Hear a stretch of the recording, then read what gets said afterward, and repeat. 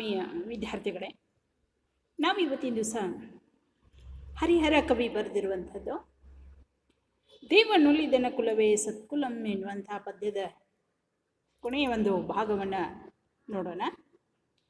ಇಲ್ಲಿ ಹರಿಹರ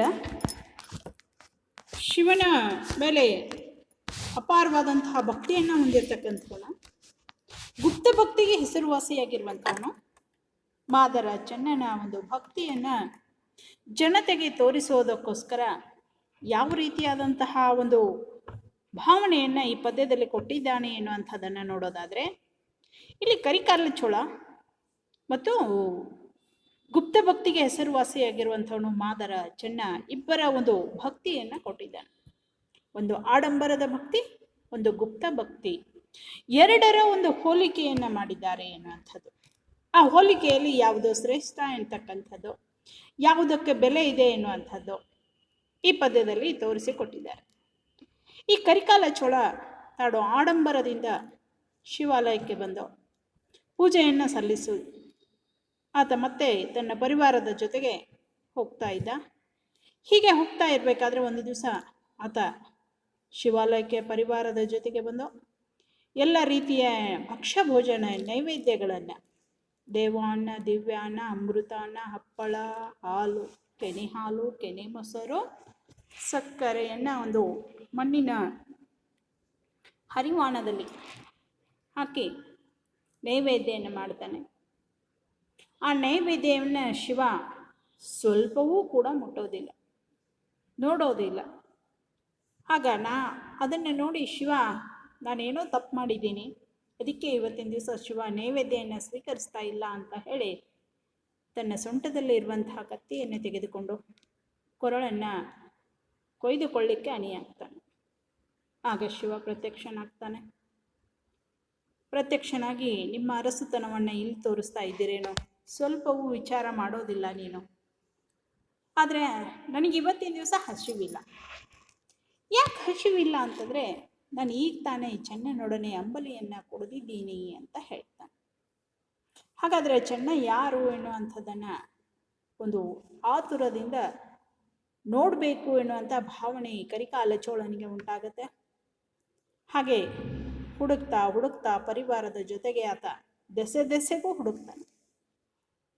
ಆ ನಂತರ ಜನ ಹೇಳ್ತಾರೆ, ಈ ಕಡೆ ಇದೆ ಚೆನ್ನನ ಗುಡಿಸಲು ಅಂತ ಹೇಳಿ ಆ ಗುಡಿಸಲಿಗೆ ಹೋಗಿ ಆತನ ಕಾಲನ್ನು ಹಿಡಿದು ತನ್ನ ಹಣೆಗೆ ಮುಕುಟ ಮಣಿ ಹೊಂದಿರುವಂತಹ ಕಿರೀಟಧಾರಿಯಾಗಿರುವಂತಹ ಆ ರಾಜ, ಆ ಕರಿಕಾಲ ಚೋಳ, ಆ ಚೆನ್ನನ ಒಂದು ಪಾದವನ್ನು ಹಿಡಿದು ನಮಸ್ಕಾರ ಮಾಡ್ತಾನೆ. ನಂತರ ಆತ ಅವನನ್ನು ಆನೆ ಮೇಲೆ ಕೂಡಿಸ್ಕೊಂಡು ಶಿವಾಲಯಕ್ಕೆ ಬರ್ತಾನೆ. ಶಿವಾಲಯಕ್ಕೆ ಬಂದು, ನೋಡು, ನೀನು ಶಿವನಿಗೆ ಅಂಬಲಿಯನ್ನು ಕುಡಿಸಿದೀಯಾ, ಅದು ಅಮೃತಕ್ಕಿಂತ 100 ಪಟ್ಟು ಜಾಸ್ತಿಯಾಗಿದೆ ಅಂತ ಹೇಳಿದ್ದಾನೆ ಶಿವ. ಆ ಹೇಳಿರುವಂಥ ಶಿವ ಇವನೇ ನೋಡು ಅಂತ ಶಿವಾಲಯಕ್ಕೆ ಬಂದು ಆ ಶಿವಾಲಯದ ಶಿವಲಿಂಗವನ್ನು ತೋರಿಸ್ತಾನೆ. ಆ ಶಿವಾಲಯಕ್ಕೆ ಬಂದಂಥ ಸಂದರ್ಭದಲ್ಲಿ ಆ ಶಿವಲಿಂಗವನ್ನು ತೋರಿಸಿ, ಆಗ ಆ ಶಿವಲಿಂಗದ ಹತ್ರ ಆ ಮಾದರ ಚೆನ್ನ ಹೇಳ್ತಾನೆ, ನೀನು ತಪ್ಪು ಮಾಡಿಬಿಟ್ಟೆ ಶಿವ. ಯಾಕೆ ಅಂತಂದರೆ, ನಾನು ಏನಾದರೂ ತಪ್ಪು ಮಾಡಿದ್ದೀನೇನೋ, ನಾನು ತಪ್ಪು ಮಾಡಿದವರ ಹಾಗೆ ಆ ರಾಜನ ಕೈಯಿಂದ ನನ್ನನ್ನು ಕರೆಸ್ಕೊಂಡೆ. ಅಷ್ಟೇ ಅಲ್ಲ, ನಾನು ನಿನ್ನಲ್ಲಿ ಪದವಿಯನ್ನು ಬೇಡಿರಲಿಲ್ಲ, ಯಾವುದೇ ಅಧಿಕಾರ ಬೇಡಿರಲಿಲ್ಲ, ಅಂತಸ್ತು ಬೇಡಿರಲಿಲ್ಲ, ಆಸ್ತಿ ಬೇಡಿರಲಿಲ್ಲ.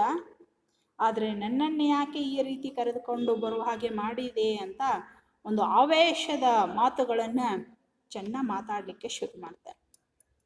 ಮೊದಲನೆಯದಾಗಿ ಅವನಲ್ಲಿ ಮುಗ್ಧ ಭಕ್ತಿ ಇತ್ತು. ಈಗ ಅವನ ಭಕ್ತಿ ಬೇರೆಯವರಿಗೆ ಗೊತ್ತಾಯಿತು ಎನ್ನುವಂಥ ವಿಷಯ ತಿಳಿದ ಮೇಲೆ ಆತನಲ್ಲಿ ಆವೇಶ ಉಂಟಾಗ್ತಾ ಇದೆ. ಆವೇಶ ಉಂಟಾಗ ಆತ ಯಾವ ರೀತಿ ಮಾತಾಡ್ತಾನೆ ಅಂತಂದರೆ ಹೇಳ್ತಾನೆ. ಪದ್ಯ ನೋಡಿ, ಮೇದಿನಿಗೆ ಬೀದಿ ಗರುವಾದುದು ಎಣ್ಣೆಯ ಭಕ್ತಿ ಭಕ್ತಿವಾದುದೇಕೆ, ಹರಲಯನು ತಂದಿಕ್ಕಿತು ಈ ಭಕ್ತಿ, ಇನ್ನಿಳೆಯದೋಳ್ ಇರೆನ್ ಎನ್ನುತ್ತ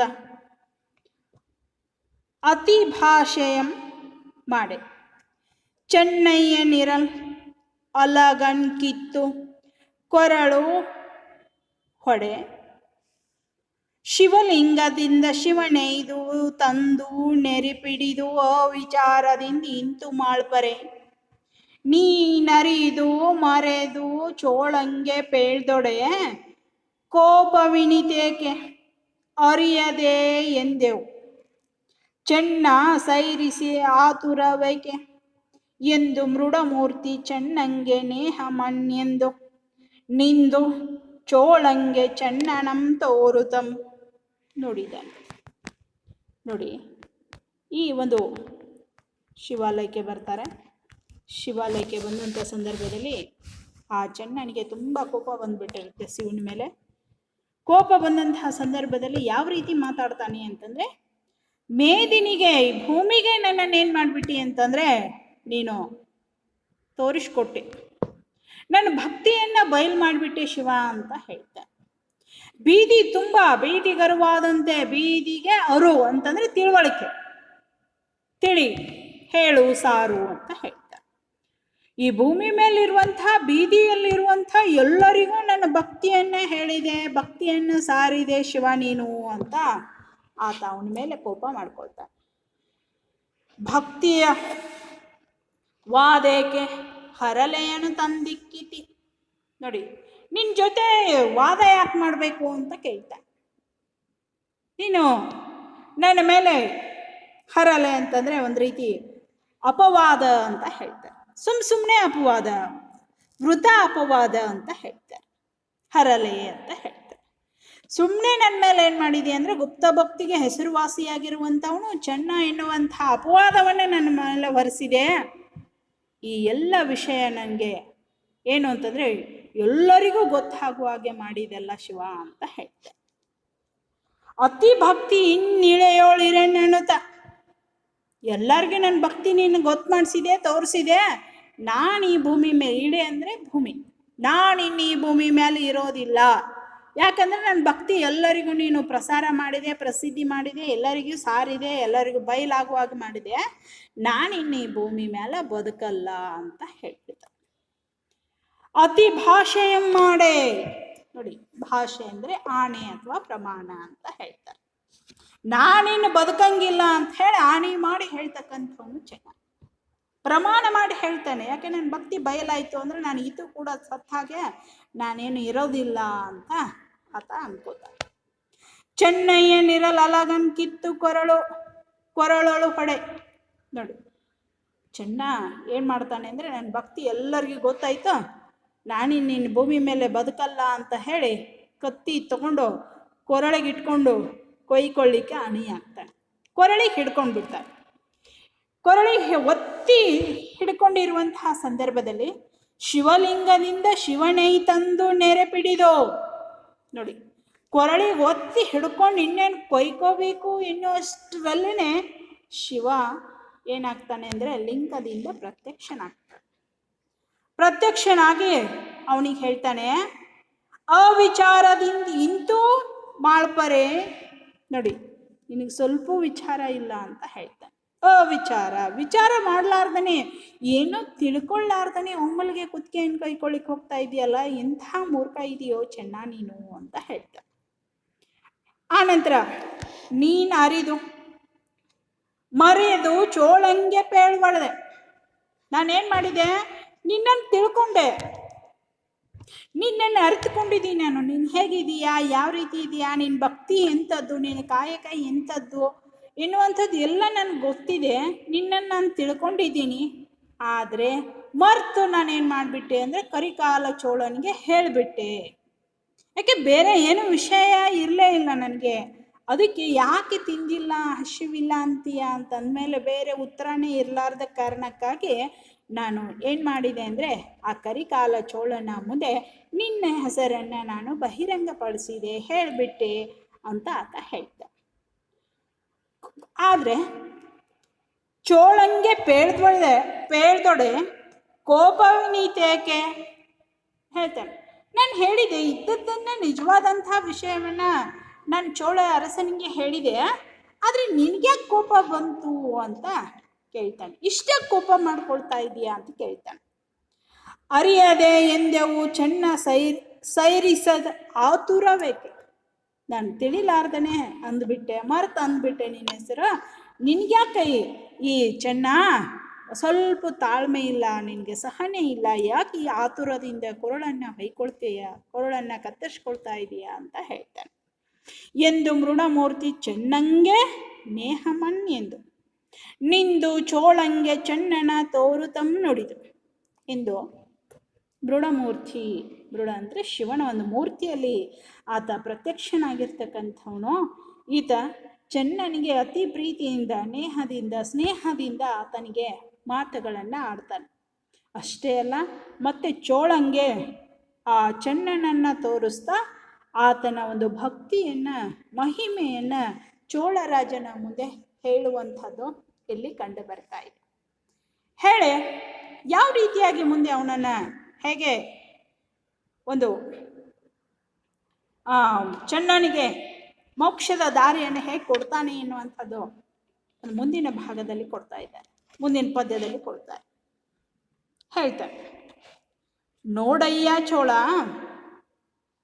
ಗುಪ್ತಾರ್ಚನೆಯ ಮೋನಿಯಂ ಆಡಂಬರವನ್ನಳಿದ ಲಿಂಗಾಭಿಮಾನಿ ಎಂದು ಕೊಂಡಾಡುತ್ತಿರೆ. ಹೂಮಳೆಗರೆದವು, ಹೂಮಳೆ ಎರಗಿದವು, ನಿಂದು ದುಂದುಭಿಕುಳಂ ಗಗನದೊಳು ಮೊಳಗಿದವು. ಬಂದ ಪುಷ್ಪಕದ ಒಳಗೆ ಚೆನ್ನನಂ ಕುಳ್ಳಿರಿಸಿ, ಇಂದುಧರನ್ ಆನಂದದಿನ್ ಒಲಿದೋ ಸಡಗರಿಸಿ. ಕೈಲಾಸಮಂ ಪೊಕ್ಕು ಸಿಂಹಾಸಮಂ ಏರಿ, ಶೈಲಜಗೆ ಚೆನ್ನನಂ ಸಂತೋಷದಿಂದ ತೋರಿ. ಚೆನ್ನಂಗೆ ಗಣಪದವಿಯಂ ಕೊಟ್ಟು ರಾಗದಿಂ ಪಣ್ಣಾಘಬರಣ ಒಪ್ಪಿದನ್ ಅಖಿಳ ಯೋಗದಿಂದ ಅಂತ ಹೇಳ್ತಾರೆ.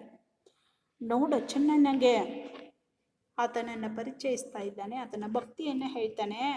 ನೋಡು ಚೋಳರಾಜ, ಇವ ಗುಪ್ತ ಭಕ್ತಿಗೆ, ಗುಪ್ತ ಅರ್ಚನೆಗೆ, ಗುಪ್ತ ಭಕ್ತಿಗೆ ಹೆಸರುವಾಸಿಯಾಗಿರುವಂಥವನು. ಜೊತೆಗೆ ಗುಪ್ತ ಭಕ್ತಿಯಲ್ಲಿ ಮೌನಿಯಾಗಿರುವಂಥವನು, ಯಾರಿಗೂ ಹೇಳ್ಕೊಳ್ಳಾರ್ದಕ್ಕಂಥ ಒಬ್ಬ ಭಕ್ತ ಈತ ಅಂತ ಹೇಳ್ತಾನೆ. ಆಡಂಬರದ ಅಳಿದ ಲಿಂಗಾಭಿಮಾನಿಯಂ, ಆಡಂಬರನೇ ಇಲ್ಲ, ಅಳಿದ ಅಂದರೆ ಇಲ್ವೇ ಇಲ್ಲ ಅಂತ. ಗುಪ್ತವಾಗಿರುವಂಥ ಭಕ್ತಿ, ತಾನು ಮೌನದಿಂದ ಗುಪ್ತವಾಗಿ ಅರ್ಚನೆ ಮಾಡ್ತಕ್ಕಂಥ ಲಿಂಗದ ಒಂದು ಅಭಿಮಾನಿಯಾಗಿರುವಂಥವನು ಈ ಮಹದರ ಚೆನ್ನ ಅಂತ ಹೇಳಿ ಚೋಳರಾಜನಿಗೆ ಅವನ ಪರಿಚಯವನ್ನು ಮಾಡಿಕೊಡ್ತಾನೆ. ಎಂದು ಕೊಂಡಾಡುತ್ತಿರೆ, ಈ ರೀತಿ ಆ ಚೆನ್ನನ ಭಕ್ತಿಯನ್ನು ಕೊಂಡಾಡ್ತಾ ಇದ್ದಾನೆ. ಉದಯ ಕಾಲದಲ್ಲಿ ಎದ್ದು ನದಿಯಲ್ಲಿ ಸ್ನಾನ ಮಾಡಿ ನುಣ್ಮಳಲನ್ನು ತಂದು ತಳಿರ್ ಹಸೆಯನ್ನು ಹಾಸಿ ಅದರ ಮೇಲೆ ಆ ಶಿವನನ್ನು ಬಿಜಂಗೈಸಿ ಆ ಸಿಂಹಾಸನದ ಮೇಲೆ ಕೂಡಿಸಿ ಅದಕ್ಕೆ ಮೊಲ್ಲೆ, ಮಲ್ಲಿಗೆ, ಸಂಪಿಗೆ, ಆನಂತರ ಜಾಜಿ ಹೂಗಳನ್ನು, ಮರಗು ದವನಗಳನ್ನು, ಕೆಂಜಾಜಿಗಳನ್ನು, ಕೆಂಪಾದ ಕಣಗಿಲೆಗಳನ್ನು ಏರಿಸಿ ಪೂಜೆಯನ್ನು ಮಾಡಿ ಮತ್ತೆ ಪ್ರತಿನಿತ್ಯ ತನ್ನ ಕಾಯಕದಲ್ಲಿ ತೊಡಗ್ತಕ್ಕಂಥವನು ಮಾದರ ಚೆನ್ನ ಎನ್ನುವಂಥದ್ದನ್ನು, ಅವನ ವಿವರಣೆಯನ್ನು ಪೂರ್ಣವಾಗಿ ಚೋಳರಾಜನ ಮುಂದೆ ಹೇಳುವಂತಹ ಸಂದರ್ಭದಲ್ಲಿ ಆಕಾಶದಿಂದ ದೇವಾನುದೇವತೆಗಳು ಹೂವಿನ ಮಳೆಯನ್ನು ಎರಗ್ತಾ ಇದ್ದಾರೆ. ಹೂವಿನ ಮಳೆ ಆಗ್ತಾ ಇದೆ. ಅದೇ ವೇಳೆಗೆ ದುಂದುಬಿ ನಾದಗಳು ಕೂಡ ಆಕಾಶದಿಂದ ಮುಳುಗ್ತವೆ. ಮಂಗಳಕರವಾಗಿರುವಂತಹ ಶುಭಕರವಾದ ಸೂಚನೆಯನ್ನು ಸೂಚಿಸುವಂತಹ ಸಂದರ್ಭ ಅಂತ ಹೇಳ್ತಾರೆ. ಹೂಮಳೆಗರಿತಾ ಇದೆ, ದುಂದುಬಿನಾದ ಮಂಗಳಕರವಾದಂತಹ ಧ್ವನಿಗಳು ಕೇಳಿಸ್ತಾ ಇದ್ದಾವೆ. ಆ ನಂತರ ಬಂದ ಪುಷ್ಪಕದೊಳಗೆ ಚೆನ್ನನಂ ಕುಳ್ಳಿರಿಸಿ, ಹೂಮಳೆ ಆಗುತ್ತೆ, ಆಕಾಶದಿಂದ ದುಂದುಬಿನಾದ ಹೊರಡುತ್ತೆ. ಅದೇ ವೇಳೆಗೆ ಆಕಾಶದಿಂದ ಹೂವಿನಿಂದ ಅಲಂಕಾರಿತವಾಗಿರುವಂತಹ ಒಂದು ವಿಮಾನ ಬರ್ತಾ ಇದೆ. ಪುಷ್ಪಕ ವಿಮಾನ ಅಂತ ಹೇಳ್ತೀವಿ, ಸುವರ್ಣ ಪುಷ್ಪಕ ವಿಮಾನ ಅಂತ ಕೂಡ ಹೇಳ್ತಾರೆ. ಸುವರ್ಣದ್ದು ಹೂವಿನಿಂದ ಅಲಂಕಾರವಾಗಿರುವಂತಹ ವಿಮಾನದಲ್ಲಿ ಚೆನ್ನನನ್ನ ಕುಳ್ಳಿರಿಸ್ತಾರೆ. ಆ ದೇವಾಲಯಕ್ಕೆ ಏನು ಚೆನ್ನ ಬಂದಿದ್ನಲ್ಲ, ಕರಿಕಾಲ ಚೋಳ ಆಣೆ ಮೇಲೆ ಅವನನ್ನ ಗುಡಿಸಲಿನಿಂದ ಕರೆದುಕೊಂಡು ಬಂದಿದ್ದ. ಅಲ್ಲಿ ಶಿವನನ್ನ ಪ್ರತ್ಯಕ್ಷ ಮಾಡಿ ಶಿವನ ಸನ್ನಿಧಿಯಲ್ಲಿ ಅವನನ್ನ ಹೊಗಳಿರುವಂಥದ್ದನ್ನು ನೋಡ್ತೀವಿ.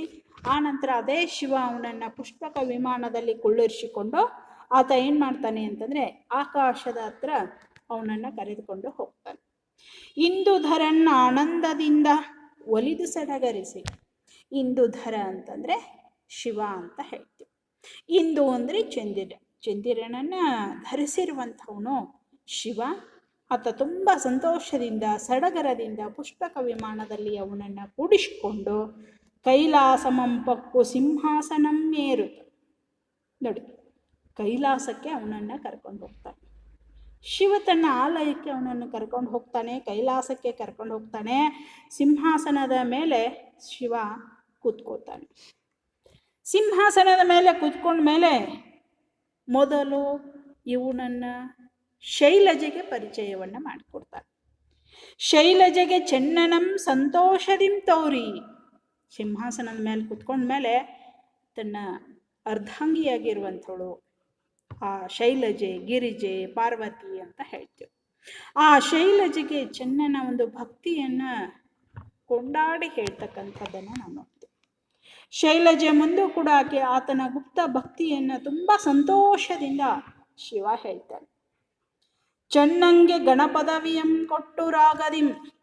ನೋಡಿ, ಕೈಲಾಸದಲ್ಲಿ ಒಡ್ಡೋಲಗ ಅಂತಲೂ ಕೂಡ ಕರೀತಾರೆ. ಆ ಒಡ್ಡೋಲಗದಲ್ಲಿ ಶಿವ ಆ ಚೆನ್ನನಿಗೆ ಗಣಪದವಿಯನ್ನು ಕೊಡ್ತಾರೆ. ಗಣಧರರು ಅಂತ ಹೇಳ್ತಾರೆ. ಆ ಕೈಲಾಸದಲ್ಲಿ ಅವನಿಗೆ ಗಣಪದವಿಯನ್ನು ಕೊಡ್ತಾರೆ.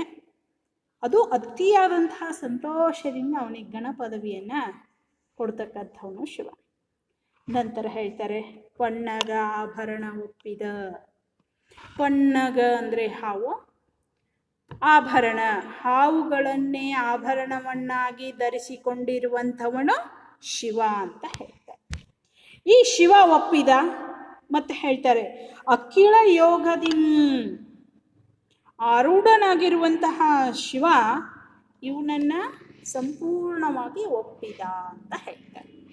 ಗಣಧರ ಎನ್ನುವಂಥದ್ದು ಅವನಿಗೆ ಒಂದು ಸ್ಥಾನವನ್ನು ಕೊಟ್ಟು, ಅಲ್ಲಿ ಅವನನ್ನು ಸ್ವರ್ಗದಲ್ಲಿ ಒಡ್ಡೋಲಗದಲ್ಲಿ ಸ್ಥಾನವನ್ನು ಕೊಟ್ಟು ಅವನನ್ನು ಒಪ್ಕೊಳ್ಳುವಂಥದ್ದು ಶಿವ ಇಲ್ಲಿ ಕಂಡು ಬರ್ತಾ ಇದೆ ಎನ್ನುವಂಥದ್ದು. ಅಂದರೆ ಈ ಒಂದು ಹರಿಹರ ಬರೆದಿರುವಂಥ ಒಂದು ಪದ್ಯ, ದೇವನೊಲಿದನ ಕುಲವೇ ಸತ್ಕುಲಂ ಎನ್ನುವಂಥದ್ದು. ಅಂದರೆ ಸತ್ಯವಾದಂತಹ ಕುಲ ಯಾವುದು ಕರಿತೀವಿ ಅಂತಂದರೆ, ದೇವ ಯಾವ ಕುಲವನ್ನು ಕುಲಕ್ಕೆ ಒಲಿತಾನೋ ಅದೇ ಕುಲ ಸತ್ಕುಲ ಅಂತ ಹೇಳ್ತೇವೆ. ಹಾಗೆ ಯಾವ ಕುಲ ಮೇಲಲ್ಲ, ಯಾವ ಕುಲನೂ ಕೂಡ ಕೀಳಲ್ಲ ಎನ್ನುವಂಥದ್ದನ್ನು ಇಲ್ಲಿ ತೋರಿಸಿಕೊಟ್ಟಿದ್ದಾರೆ. ಹಾಗಾಗಿ ಇಲ್ಲಿ ಯಾವುದಕ್ಕೆ ಬೆಲೆ ಇದೆ ಅಂದರೆ ಗುಪ್ತ ಭಕ್ತಿಗೆ ಬೆಲೆ ಇದೆ ಎನ್ನುವಂಥದ್ದು. ಆಡಂಬರ ಭಕ್ತಿ ಎಷ್ಟು ದುಂದು ವೆಚ್ಚದಿದ್ರೂ ಕೂಡ, ಖರ್ಚು ಮಾಡಿದರೂ ಕೂಡ ಅದಕ್ಕೆ ಬೆಲೆ ಇರೋದಿಲ್ಲ. ಆಡಂಬರದ ಭಕ್ತಿಗೆ ಯಾವತ್ತೂ ಜಯ ಇರೋದಿಲ್ಲ ಎನ್ನುವಂಥದ್ದು. ಆದರೆ ಆ ದೇವರು ಒಲಿಯೋದು ಯಾವುದಕ್ಕೆ, ದೇವರು ಪ್ರೀತಿಗೆ ಪಾತ್ರರಾಗೋದು ಯಾವುದಕ್ಕೆ ಅಂತಂದರೆ ಗುಪ್ತ ಭಕ್ತಿಗೆ ಎನ್ನುವಂಥದ್ದು. ಅದರಲ್ಲಿ ಗುಪ್ತ ಭಕ್ತಿ ಯಾರೇ ಮಾಡಿದರೂ ಕೂಡ ಅದಕ್ಕೆ ಶಿವ ಮೆಚ್ಕೊಳ್ತಾನೆ ಎನ್ನುವಂಥದ್ದು. ಅದು ದೊಡ್ಡವರೇ ಮಾಡಿರಲಿ, ಚಿಕ್ಕವರೇ ಮಾಡಿರಲಿ, ಯಾವುದೇ ಜಾತಿಯವರು ಮಾಡಿರ್ಬೋದು, ಪುರುಷ ಮಾಡಿರ್ಬೋದು ಅಥವಾ ಸ್ತ್ರೀ ಮಾಡಿರ್ಬೋದು, ಗುಪ್ತ ಭಕ್ತಿಯಿಂದ ಶಿವನನ್ನು ಯಾರು ಆರಾಧಿಸ್ತಾರೋ ಅವರಿಗೆ ಜಯ ಖಂಡಿತ ಎನ್ನುವಂಥದ್ದು ಹರಿಹರನ ರಗಳೆಗಳಲ್ಲಿ ನಮಗೆ ಕಂಡು ಬರ್ತಾ ಇದೆ. ಈ ರಗಳೆಗಳಲ್ಲಿ ಏನು ಅಂತಂದರೆ ನಿಮಿತ್ತ ಮಾತ್ರ ಸ್ವರ್ಗದಿಂದ ಬಂದಿರತಕ್ಕಂಥವರನ್ನು ಕುರಿತು ಆತ ರಗಳೆ ಬರಿತೀನಿ ಅಂತ ಹೇಳ್ತಾರೆ.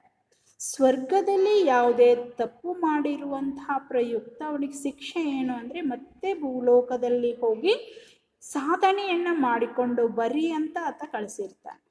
ಹಾಗೆ ಸಾಧನೆ ಮಾಡಿರುವಂಥವರನ್ನು ಮತ್ತೆ ಶಿವ ಪ್ರತ್ಯಕ್ಷನಾಗಿ ಅವರನ್ನು ತನ್ನ ಪುಷ್ಪಕ ವಿಮಾನದಲ್ಲೇ ಮತ್ತೆ ಕೈಲಾಸಕ್ಕೆ ಕರೆದುಕೊಂಡು ಹೋಗುವಂತಹ ಒಂದು ದೃಶ್ಯಾವಳಿಗಳನ್ನು ನಾವು ಹರಿಹರನರಗಳಲ್ಲಿ ಕಂಡು ಬರ್ತಾ ಇದ್ದೀವಿ ಅನ್ನುವಂಥದ್ದು.